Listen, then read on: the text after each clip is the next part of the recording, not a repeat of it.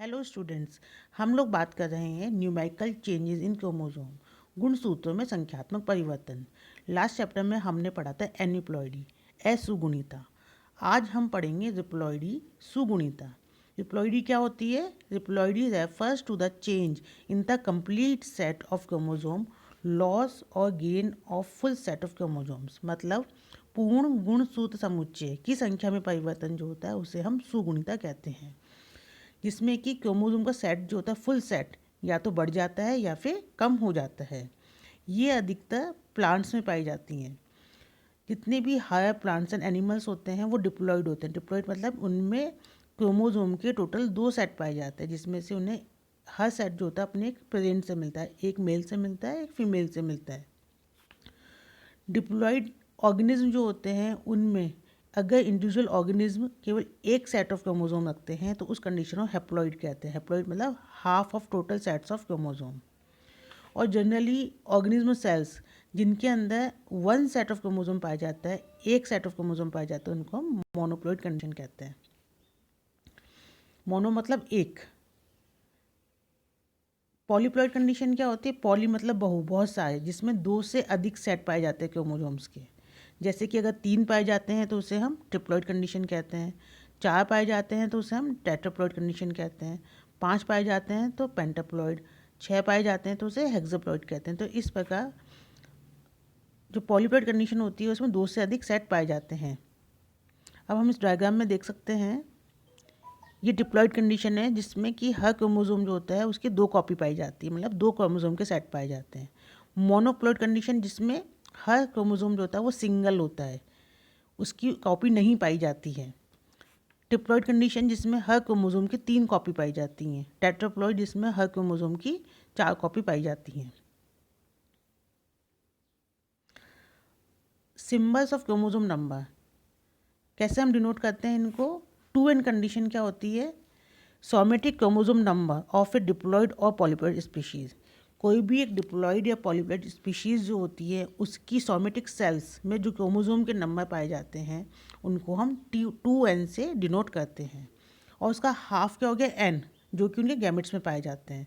तो मतलब gametic chromosome number of a diploid और पॉलीप्लॉइड स्पीशीज़।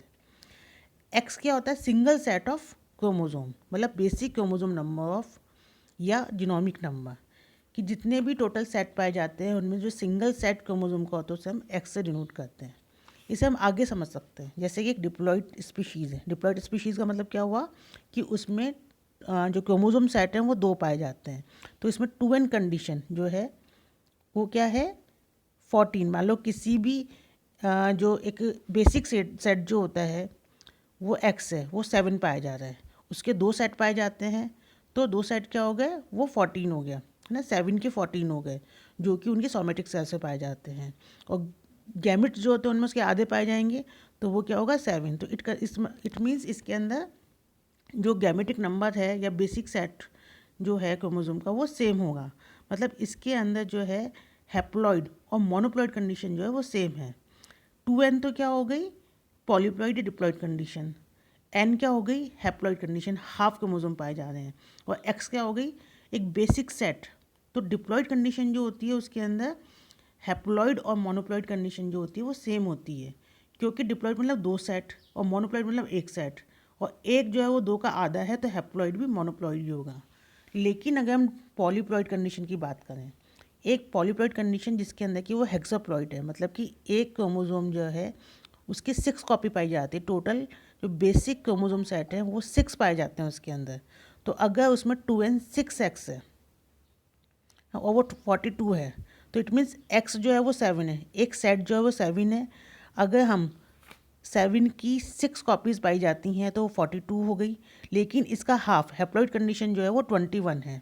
तो इट मीन्स जो पॉलीप्लॉइड कंडीशन है उसके सोमेटिक सेल्स जो हैं उसके अंदर 42 क्रोमोसोम्स पाए जा रहे हैं, उसके हाफ 21 जो होते हैं वो गैमेट्स में पाए जाते हैं, और उसकी जो मोनोप्लॉइड कंडीशन है जिसमें केवल एक सेट पाया जाएगा क्रोमोसोम्स का, वो 7 हो गए। तो ये थे मोनोप्लॉइड, हैप्लॉइड एंड डिप्लॉइड। अब हम इनकी विस्तार से बात करेंगे। मोनोप्लॉइड एंड हैप्लॉइड। हम बात करें कि मोनोप्लॉइड और हैप्लॉइड में बेसिकली क्या डिफरेंस है। Monoploid have a single basic set of chromosome, है ना, केवल एक क्रोमोसोम का सेट पाया जाता है। जैसे कि बाले में एक सेट जो होता है वो 7 क्रोमोसोम्स पाए जाते हैं, तो अगर डिप्लॉइड कंडीशन है तो उसके अंदर टोटल 14 क्रोमोसोम्स पाए जाएंगे। इसी प्रकार कॉर्न जो होता है उसमें बेसिक सेट जो होता है वो 10 का होता है, तो उसकी डिप्लॉइड कंडीशन में 20 क्रोमोसोम्स पाए जाते हैं। और हैप्लॉइड क्या होते हैं, half the somatic chromosome number found in normal individual. किसी भी इंडिविजुअल की सोमेटिक सेल्स में पाए जाते हैं उसके आधे क्रोमोसोम्स, हाफ नंबर क्रोमोसोम जो होते हैं वो हैप्लॉइड कंडीशन कहलाती है। तो ये भी हम बात कर चुके हैं कि डिप्लॉइड स्पीशीज़ जो होती है उसके अंदर मोनोप्लॉइड और हैप्लॉइड जो होते हैं वो सेम होते हैं, उनमें सेम क्रोमोसोम नंबर पाए जाते हैं। लेकिन पॉलीप्लॉइड स्पीशीज़ जो होती हैं उनमें मोनोप्लॉइड अलग होते हैं और हैप्लॉइड अलग होते हैं। पॉलीप्लॉइड स्पीशीज़ में मोनोप्लॉइड जो होंगे वो सिंगल सेट ऑफ क्रोमोसोम रखेंगे, जबकि हैप्लॉइड जो होंगे वो half number of total chromosomes रखेंगे। अब अगर हम हैप्लॉइड का क्लासिफिकेशन करें तो हैप्लॉइड जो होते हैं वो दो प्रकार के होते हैं, यू हैप्लॉइड्स और N you haploids. You haploids मतलब जिसमें टोटल सेट ऑफ क्रोमोसोम्स पाए जाते हैं, उनके क्रोमोसोम की संख्या में कमी या अधिकता नहीं होती है, एन्यूप्लॉइडी नहीं पाई जाती है। अब इसमें मोनोहैप्लॉइड जिसमें कि सिंगल सेट ऑफ क्रोमोसोम पाया जाता है। पॉलीहैप्लॉइड्स जिसके अंदर हैप्लॉइड कंडीशन है, मतलब जो सोमेटिक सेल्स हैं उसके आधे हाफ नंबर ऑफ क्रोमोसोम्स पाए जाते हैं, लेकिन उसमें क्रोमोसोम सेट्स की जो संख्या होती है वो एक से अधिक होती है, उसे हम पॉलीहैप्लॉइड्स कहते हैं।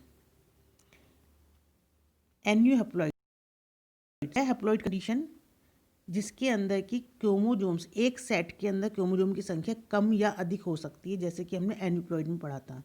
डाइसोमिक हैप्लॉइड जिसमें कि डिप्लॉइड कंडीशन में हैप्लॉइड्स हैं, लेकिन उसमें जो क्रोमोसोम उसमें हैप्लॉइड्स हैं, लेकिन उसमें क्रोमोसोम की संख्या जो होती है टोटल सेट में एक क्रोमोसोम जो होता है वो बढ़ जाता है संख्या में। टोटल सेट नहीं बढ़ता, क्रोमोसोम की संख्या जो होती है सेट के अंदर वो बढ़ जाती है।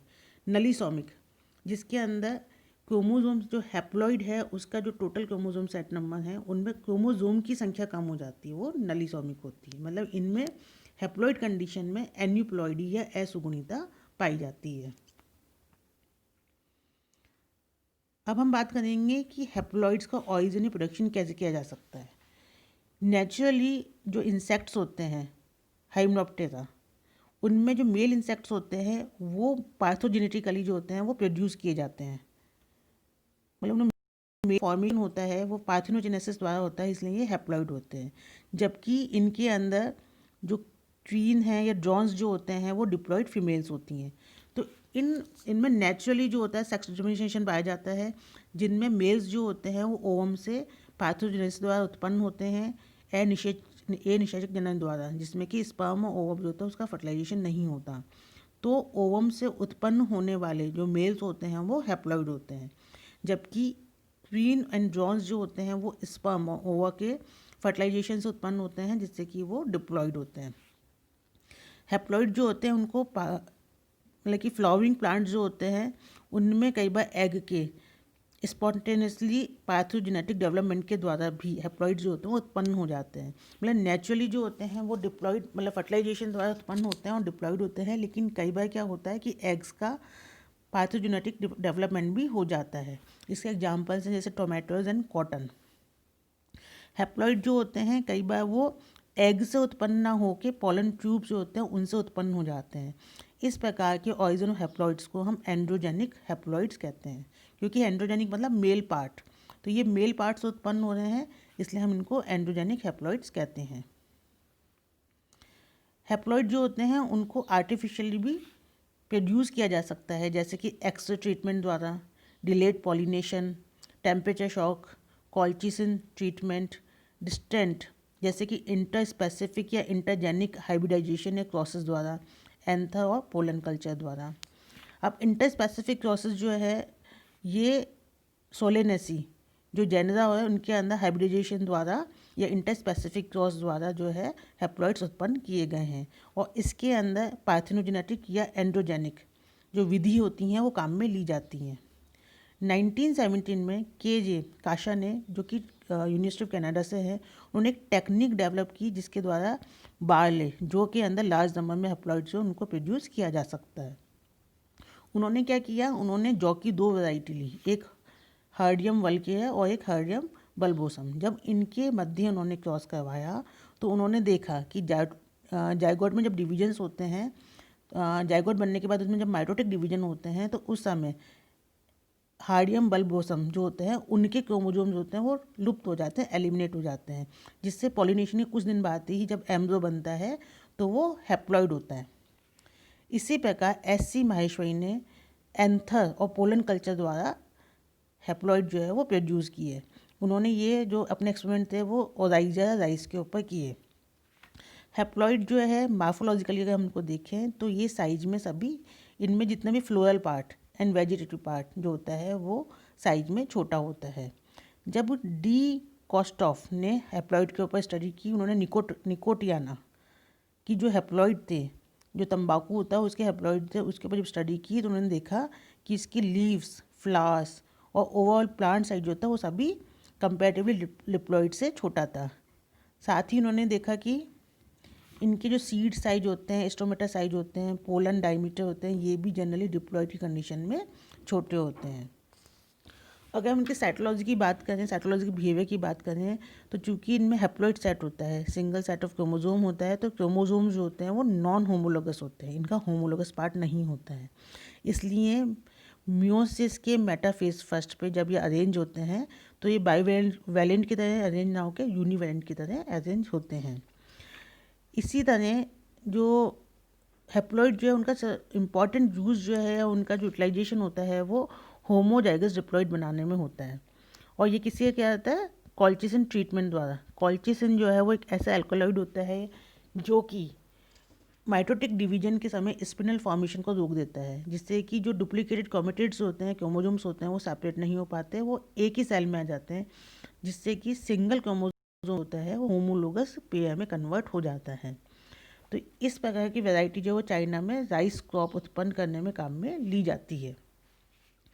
तो इससे क्या होता है कि जो यूज़फुल वैरायटीज़ होती हैं उनमें जो होता है उनको स्टेबल रखा जा सकता है, या उनको उनमें विदाउट चेंजेस उनको, जिससे उनमें यूज़फुल बेनिफिशियल जो करेक्टर्स हैं वो उसमें एलिमिनेट नहीं हो, और उनको इस तरह के इस विधि द्वारा कि हैप्लॉइड्स उत्पन्न करके उनको होमोजाइगसली उनको आर्टिफिशियली होमोजाइगस बना के फिर उनकी वैरायटीज़ जो होती हैं वो प्राप्त की जा सकती हैं। तो आज हमने पढ़ा मोनोप्लॉइड्स एंड हैप्लोप्लॉइड। नेक्स्ट चैप्टर में हम पढ़ेंगे पॉलीप्लॉइड्स।